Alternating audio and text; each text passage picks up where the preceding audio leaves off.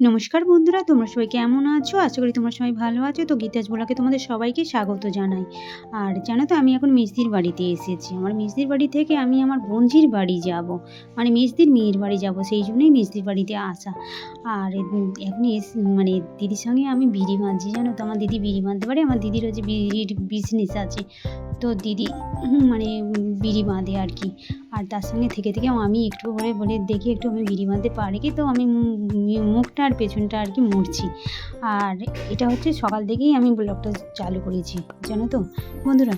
আর অনুরাগ আর আমার দিদির নাতি আর কি, মেয়ের ঘরে ছেলে আর কি, ও আছে। তাদের ওদের দুজনকে বলছি, কি রে কে কে বিড়ি খাবি বল, বলে আমরা খাবো। জানো তো বন্ধুরা, কি হাসি পাচ্ছে আমাদের দুজনের।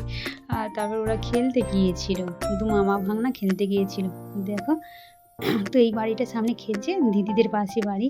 তো ওরা দুজনে খেলছে, আর আমি ওদের ডাকতে গেছি, খাবে বলে, টিফিন করবে বলে। মানে চলো বাবা একটু মুড়ি আরে খাইয়ে দিই, টিফিন খাইয়ে দিই বলতে ওদেরকে আনতে গেলাম। আর ওরা দুজনে এখানে বসে বসে খেলছে, জানো তো, বেশ ভালো লাগছে। আমি আমার এই দিদিবাড়িটা খুব কমই যাই আর কি, দিদিদের আশেপাশে সব বাড়ি। আর আমি বোনঝির বাড়ি যাব বলে বেরিয়ে পড়েছি, দেখো রাস্তায় আছি।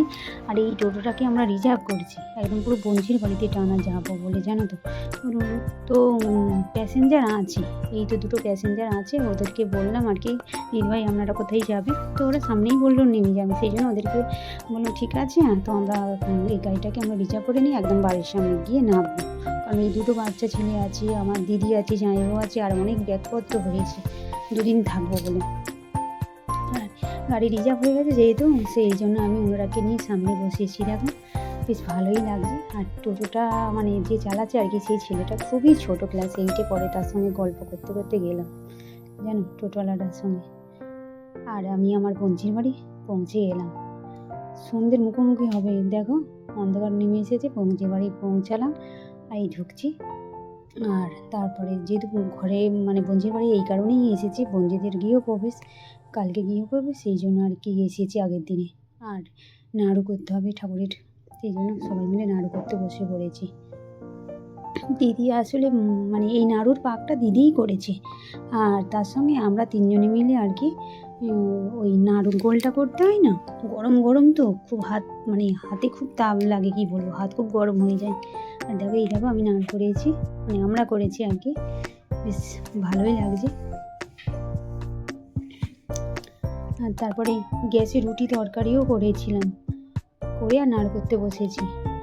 আর এদিকে সবাই বলে আবার ভাত খাবো, যে যে রুটি খাবে খাবে, আবার ভাত খাওয়া হবে, সেই জন্য অনেক লোক তো আছে, ভাত খাওয়া বলে আমি বলি ঠিক আছে, আমি তাহলে উনুনে একটু যাই, গিয়ে একটু এটা বোনঝির শাশুড়ি মা, তো শাশুড়ি মায়ের সঙ্গে কথা বলছি। আর আমি বলি ঠিক আছে, আমি একটু ভাতে জাল দিই, কী কী রান্না করতে হবে আমাকে বলো, আমি রান্না করছি বলতে দিদিভাইকে বললাম। দিদিভাই বলে ঠিক আছে, তুমি ততক্ষণ ভাতে জাল দাও। আমি ভাতে জাল দিচ্ছি। আর তারপরে ভাতটা হয়ে যাওয়ার পরে একটু আলু ভাজা করলাম। আর আমার উনুনে রান্না করতে খুব ভালো লাগে, উনুনটা যদি এরকম জ্বলে তো তাহলে তো মানে কি বলবো, খুবই ভালো লাগে। আর হাঁড়িটা কত বড় হাঁড়ি, এতে তো দেখাচ্ছে একটুখানি, কিন্তু খুব বড় হাঁড়ি, জানো তো। আর কি বড় উনুনটা, কি মোটা উনুনটা, আবার কি বড়। আর এই কড়াটাও কি বড়, ভিডিওতে ঠিক এইটুকুনি লাগছে কড়াটা। আর আমি এই আলু ভাজছি, জ্বলছে না উনুনটা, দেখো কত সুন্দর। গ্যাস আছে, গ্যাসেতে রুটি তরকারিটা করলাম, রুটি তরকারি অল্পই হয়েছে। আর জানো তো, আমি আলু ভাজা করছি। আর আমার কোলের কাছে এদের হচ্ছে পোষা বিড়াল, 3খানা পোষা বিড়াল আছে, কুকুর আছে, গরু আছে, টিয়া পাখি আছে, কত কি আছে, তোমাদেরকে দেখাবো। আর আমার কোলের কাছে রান্না করতে চলে এসেছে। প্রথম ভয় লাগছিল যেহেতু বিড়ালটাকে দেখে। আর তারপরে বলে দেখছি ও যে নিজেই এসেছে, তাহলে আমার ভয় পাওয়ার কোনো দরকার নেই। কোলের কাছে, যেহেতু ঠান্ডাকাল, কোলের কাছে রান্না করতে এসেছে। তো টাটা বন্ধুরা, তোমরা ভালো থাকো, সুস্থ থাকো।